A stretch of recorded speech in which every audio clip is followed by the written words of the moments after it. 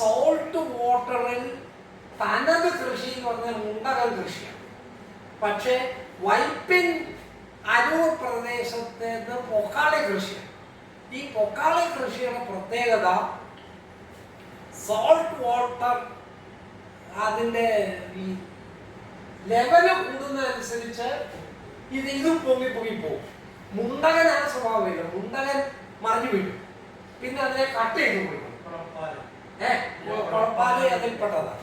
പക്ഷെ പൊക്കാളി അങ്ങനെയല്ല. പൊക്കാളി ഈ ലെവല് കൂടുന്നതനുസരിച്ച് അവ മുകളിലോട്ട് പോയിക്കൊണ്ടിരിക്കും.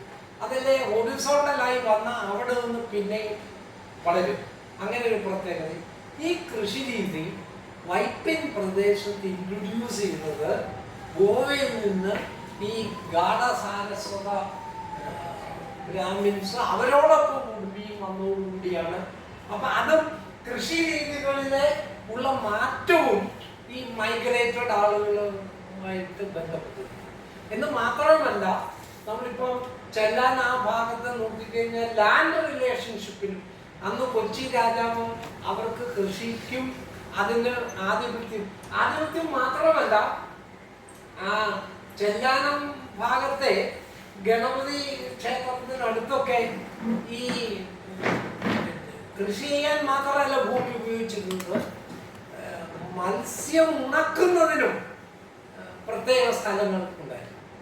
പക്ഷെ അതെന്ന് വെച്ചാൽ ഈ സീ വോൾ വന്നതോടുകൂടി ഈ വില്ലേജ് ബേസ്ഡ് ലാൻഡിങ് അത് മറ്റൊരു മാറ്റം. Village based landing sea wall വന്നതോടുകൂടി നഷ്ടപ്പെട്ടു. അതിന് മറ്റൊരു കാരണം കൂടിയുണ്ട്. 1960-കളിൽ അല്ലെ 70-കളുടെ തുടക്കത്തിൽ ഇൻഡോ നോർവീജിയൻ പദ്ധതി, അത് ആധികാരികമായി പറയാൻ പറ്റുന്ന ആളായിരിക്കുന്നത്. അത് വന്നതോടുകൂടി ഫിഷ് ലാൻഡിങ് സെൻട്രലൈസ് ചെയ്യും. അപ്പൊ എന്താണെന്ന് വെച്ചാൽ മുനമ്പം, വൈപ്പിൻ, തോപ്പുംപടി ഈ ഭാഗങ്ങളിലേക്കാണ് ഫിഷ് ബോട്ടുകൾക്ക് അടുക്കാൻ കഴിയുക. അപ്പൊ അങ്ങനെ വന്നപ്പോൾ ഈ മത്സ്യബന്ധനത്തിനും ഒരു കോൺസെൻട്രേഷൻ ഉണ്ട്. അത് ആ വില്ലേജ് ലെവലിലുള്ള ആളുകളിൽ റെസിസ്റ്റൻസ് ഉണ്ട്. കാര്യം അവർക്ക് അവരുടെ ട്രഡീഷണൽ ആയിട്ടുള്ള വള്ളങ്ങൾ കൊണ്ട് കയറാൻ സാധിക്കുന്നില്ല. അങ്ങനെ വന്നപ്പോഴാണ് ഈ ഫോർട്ട് കൊച്ചി തൊട്ട് അന്ധകാരനാണി വരെ ഉള്ളിടത്ത് 5-6 സ്ഥലങ്ങളിൽ സീ വോളിന് ഗ്യാപ്പ് ഇട്ടു. അപ്പൊ അവർക്ക് കയറാൻ സാധിക്കും. അല്ല, ഞാൻ പറഞ്ഞത് ഇത് ഈ നമ്മൾ ആ ചരിത്രം പറയുമ്പോൾ അത് ഹ്യൂമൻ റെസിസ്റ്റൻസ് കൂടി. അപ്പൊ ആ സീ വോളിന്റെ ഡിസൈൻ പോലും മാറ്റേണ്ടി വരും എന്നുള്ളത്. അപ്പൊ അതുപോലും അപ്പൊ അങ്ങനെ നമ്മൾ സൂക്ഷ്മമായി പരിശോധിച്ചാൽ ഈ ഓരോ മാറ്റവും, ഞാൻ പറഞ്ഞില്ലേ, ഈ ഹാർബർ വരുന്നതിന് ട്രേഡേഴ്സിന്റെ പ്രശ്നമുണ്ട്. അതുപോലെയാണ് സീ വോൾ വന്നതും സീ വോളിൽ ഗ്യാപ്പ് ഉണ്ടായത്. ആ ഗ്യാപ്പിന് ലോക്കലായ ഒരു പ്രയോഗമുണ്ട്. സോമൻ സാൻ അറിയായിരിക്കും. എന്താ അതിന് ഒരു പ്രത്യേക പേര് പറയും.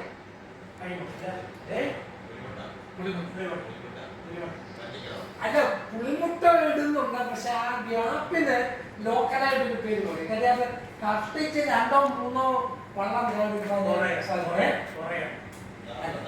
തുറ ട്രഡീഷണലി ഉള്ള സാർ. അല്ല, ഞാൻ എനിക്ക് ഓർമ്മ വരുന്നില്ല. ഓക്കെ, ഇനി നമ്മൾ ശ്രദ്ധിക്കേണ്ടത് ഈ തുറമുഖം നിലനിൽക്കണമെങ്കിൽ ഡ്രഡ്ജിങ് ആവശ്യമായിരുന്നു. മാത്രമല്ല, ഈ 19-ാം നൂറ്റാണ്ടിൽ ആദ്യം ഇത് പ്ലാൻ ചെയ്യുമ്പോൾ ഡ്രഡ്ജിങ് ടെക്നോളജി തന്നെ യൂറോപ്പിൽ നാം ഇന്ന് കാണുന്ന പോലെ, അല്ലെങ്കിൽ 20-ാം നൂറ്റാണ്ടിന്റെ 3-ാം ദശകത്തിലെ പോലെ മോഡേണൈസ് ചെയ്യപ്പെട്ടിട്ടില്ല. അപ്പൊ അതും ഒരു കാരണമാണ് കേട്ടോ. ബ്രിസ്റ്റോ വന്നത് ബ്രിസ്റ്റോയുടെ മാത്രം കൊണ്ട് മാത്രമല്ല, ഡ്രഡ്ജിങ് ബന്ധപ്പെട്ട ടെക്നോളജിയും കുറെ കൂടെ മോഡേണൈസ് ചെയ്യപ്പെട്ടതും ഇത് വളരുന്നതിന് കാരണമായി. അങ്ങനെയാണ് 30ഓടുകൂടി പത്മ എന്ന് പറയുന്ന ആദ്യത്തെ കപ്പൽ കൊച്ചിയിലേക്ക് കടക്കുന്നത്. അപ്പൊ അതോടുകൂടി ഏതാണ്ട് പ്രവർത്തനങ്ങൾ വെല്ലിംഗ്ടൺ ഐലൻഡിനെ ചുറ്റിപ്പറ്റി. അപ്പൊ വെല്ലിംഗ്ടൺ എന്ന പേര് തന്നെ വരുന്നത് അന്ന് മദ്രാസ് ഗവർണറായിരുന്ന വെല്ലിംഗ്ടൺ ഇതിന് സാങ്ഷൻ കൊടുക്കുകയും നേതൃത്വം കൊടുക്കുകയും ബ്രിസ്റ്റോയെ കൊണ്ടുവരികയും ചെയ്തു. അപ്പോൾ ബ്രിസ്റ്റോയുടെ ആ 20 വർഷക്കാലം നമ്മൾ ഇന്ന് ഈ ശ്രീധരനെ കാണുന്ന പോലെ ഉച്ചയ്ക്ക് വേണ്ടി ജീവിതം മാറ്റി വെച്ചാണ്. ഇത് ഒരു റോഡ് ബ്രിസ്റ്റോയുടെ പേരിലുണ്ട്. ബ്രിസ്റ്റോയെ നമ്മൾ പിന്നെ എന്താ ഒരു ശരിക്കും ഒരു കേരളീയനായി തന്നെ ആ അർത്ഥത്തിൽ കാണേണ്ടതാണ് എന്നുള്ളൊരു അഭിപ്രായം. അതെ അതെ. അപ്പൊ ഞാൻ അതൊന്ന് അങ്ങനെയാണ് ഞാൻ ഒരു ലേറ്റസ്റ്റ് ഡെവലപ്മെന്റ് എല്ലാവർക്കും അറിയാവുന്നതുകൊണ്ട് അത് ഞാൻ വേഗം ഒന്ന് പറഞ്ഞു അവസരം. ഇപ്പൊ എറണാകുളത്തിന്റെ വളർച്ച ഈ 20-ാം നൂറ്റാണ്ടിന്റെ തുടക്കത്തോട് അതിനകത്ത് ഒരു കോൺട്രവേഴ്സ്യൽ പോയിന്റ് കൂടെ പറയാനുണ്ട്. അതായത് മദ്രാസ് പ്രസിഡൻസിയുടെ കീഴിൽ മലബാറിലെ ഇടയ്ക്കിടയ്ക്ക് ലഹള ഉണ്ടാകുക. 1921 അല്ലാതെ തന്നെ ചെറിയ ലഹള ഉണ്ടാകുമായിരുന്നു. അപ്പൊ അതുകൊണ്ടാണ് അവര് മംഗലാപുരത്തേക്കാണ് റെയിൽവേ ലൈൻ നീട്ടി. അപ്പൊ അതിനും കൊച്ചിയിൽ നിന്ന് പ്രശ്നമുണ്ടായി. പക്ഷെ അതിന് ബ്രിട്ടീഷ് ഗവൺമെന്റ് കാര്യം പരിപൂർണമായി കൊച്ചി അവരുടെ കൈവശമായില്ലല്ലോ, അപ്പൊ മുടക്കാൻ തയ്യാറല്ല. അപ്പൊ അതിലെ ഒരു കഥ അല്ലെങ്കിൽ ഒരു സ്വർണം, പക്ഷെ അതിനെ കുറിച്ച് ഇപ്പോ ജീവിച്ചിരിക്കുന്ന ചിലർ ഡിസ്പ്യൂട്ട് ചെയ്യും. അതായത് അദ്ദേഹം കൊച്ചി രാജാക്കന്മാര് സത്യത്തിൽ സ്വർണം പണയം വിറ്റിട്ടല്ല, പകരം ഡെറ്റ് മാനേജ്മെന്റിലൂടെ പണം കണ്ടെത്തുകയാണ്.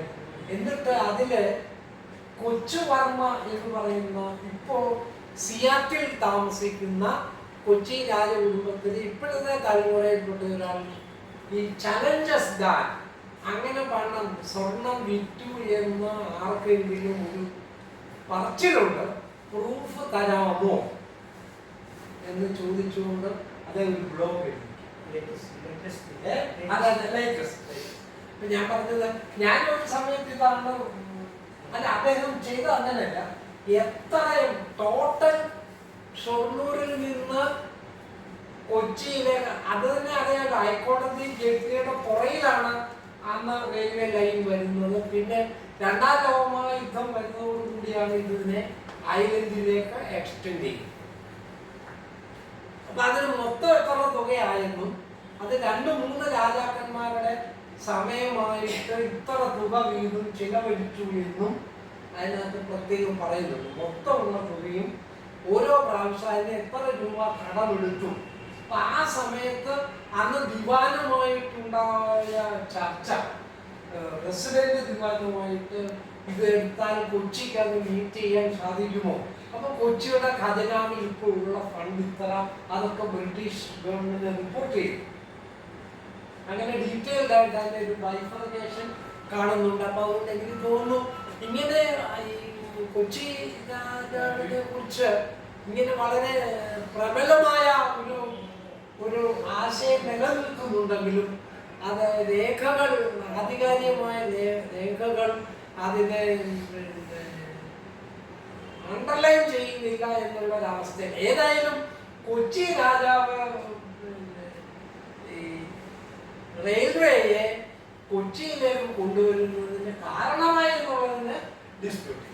ഇത് മാത്രമല്ല, ഷൊർണൂരിൽ നിന്ന് തുടങ്ങുന്ന ആ ഭാരതപ്പുഴയുടെ എക്രോസ് ഉള്ള ആ പാലം ഉണ്ടല്ലോ, അതിന്റെ പേര് തന്നെ കൊച്ചി പാലമാണ്. കൊച്ചി രാജാവിന്റെ അത് തന്നെയുമല്ല, നമ്മള് കേരളം ഫോം ചെയ്തപ്പോൾ തന്നെ മീറ്റർ ഗേജ് ആയിരുന്നു എറണാകുളം കൊല്ലം. പക്ഷെ സ്വാതന്ത്ര്യത്തിന് മുമ്പ് തന്നെ ഇത് ബ്രോഡ് ഗേജ് വന്നു. അത് തുറമുഖത്തിന്റെ പ്രാധാന്യം കൊണ്ട് ഉണ്ടായി. പിന്നെ നമ്മൾ കാണുന്നത് എങ്ങനെയെന്ന് വെച്ചാൽ, നഗരത്തിന് പടിഞ്ഞാറോട്ട് വികാസം പ്രാപിക്കാൻ ബുദ്ധിമുട്ടാണ്. തെക്കോട്ട് പോകുന്നതിന് അഡ്മിനിസ്ട്രേറ്റീവ് പ്രോബ്ലം ഉണ്ട്. കാരണം അരൂര് വരുമ്പോഴത്തേക്ക് ആലപ്പുഴ, ഡിലേ ആവുന്നു. പക്ഷെ ആധുനിക കാലഘട്ടത്തിൽ മറൈൻ ബേസ്ഡ് പ്രോഡക്റ്റ് ഡെവലപ്പ് ചെയ്ത ആരുമില്ല. അങ്ങനെ ഒരു കാര്യമുണ്ട്. അപ്പൊ അത് അതിൻ്റെ ഒരു പ്രത്യേകത. പിന്നെ വികാസം പ്രാപിക്കാൻ സാധിക്കുക കിഴക്കൻ ഭാഗത്തെ സാധിക്കും. അങ്ങനെയാണ് 60കളുടെ 50കളുടെ അവസാനമോ 60കളുടെ തുടക്കത്തിലോ ആണ് MG റോഡ് ഉണ്ടാകുന്നത്. അതിന് ചിറ്റൂർ റോഡാണ് മുഖ്യമായിട്ടുള്ളത്. ഈ MG റോഡ് വാസ്തവത്തിൽ ഇന്ന് കാണുന്ന 4 ലൈൻ ആയത് 1990കളിൽ സെൻട്രൽ ഗവൺമെന്റിന്റെ അർബൻ ഡെവലപ്മെന്റ് പ്രോഗ്രാമിന്റെ കീഴിൽ ഉള്ള ഒരു ഫണ്ട് ഉപയോഗിച്ചിട്ടാണ് MG റോഡിനെ 4 ലൈൻ ആക്കുന്നത്. തന്നെയല്ല, അത് സെൻട്രൽ PWD ആണ് ആ റോഡിന് നേതൃത്വം കൊടുക്കുന്നത്.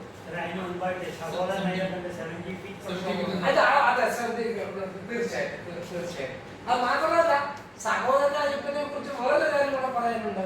ഗോശ്രീ പാലത്തിന് 40കളിൽ തന്നെ ഡിമാൻഡ് വെച്ചത്. പക്ഷെ അതിന്റെ ഒരു പ്രത്യേകത എന്താ അറിയോ? പിന്നെ 40കളിലാണ് ഗോശ്രീ പാലത്തിന്റെ ഡിമാൻഡ് ഉണ്ടാവുന്നത്. അതിനുശേഷമാണ് പുതിയ എയർപോർട്ട് വേണമെന്നുള്ള ഡിമാൻഡ് വരുന്നത്. 70കളിൽ 80കളിലാണ് സ്റ്റേഡിയം വേണമെന്ന് ഡിമാൻഡ് ഉണ്ടാവുന്നത്. പക്ഷെ പ്രഷർ ഗ്രൂപ്പിന്റെ ഫലമായിട്ട് ഇത് വന്നു നേരെ തിരിച്ചാണ്. ആദ്യം സ്റ്റേഡിയം വന്നു, പിന്നീട് ഇത് വന്നു, അവസാനമാണ്. അപ്പൊ സാധാരണ ജനങ്ങളെ അപ്പം നമ്മൾ പലപ്പോഴും പ്രോജക്റ്റുകളെ പ്രയോറിറ്റൈസ് ചെയ്യുന്നത് ഈ പ്രഷർ ഗ്രൂപ്പുകളുടെ ഒരു മാത്രമല്ല. സോഹൻ സാറിന് ശ്രദ്ധിക്കേണ്ട വേറൊരു കാര്യം, ഈ ഐലൻഡ് ഡെവലപ്പ് ചെയ്യുന്ന സമയത്ത് ലാൻഡ് ബ്രോക്കേഴ്സ് അതിന്റെ ഡിസൈൻ ആവശ്യപ്പെട്ടുകൊണ്ട് അതിനടുത്തുള്ള സ്ഥലങ്ങളൊക്കെ നമ്മളിപ്പോ മാത്രമല്ല സ്വഭാവം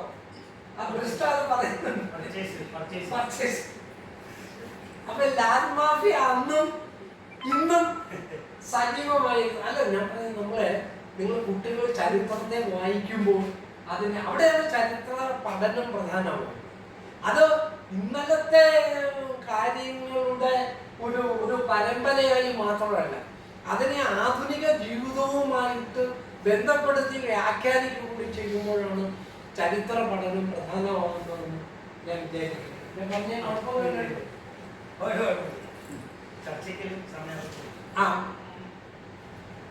ഏതാണ്ട് 90കളിൽ തന്നെ നമ്മൾ ഗൾഫ് രാജ്യങ്ങളിലേക്ക് ഉള്ള പച്ചക്കറി അതുപോലെയുള്ള പ്രോസസ്ഡ് ഐറ്റംസിന്റെ എക്സ്പോർട്ട് കണക്കാക്കിയിട്ടാണ് മരടിൽ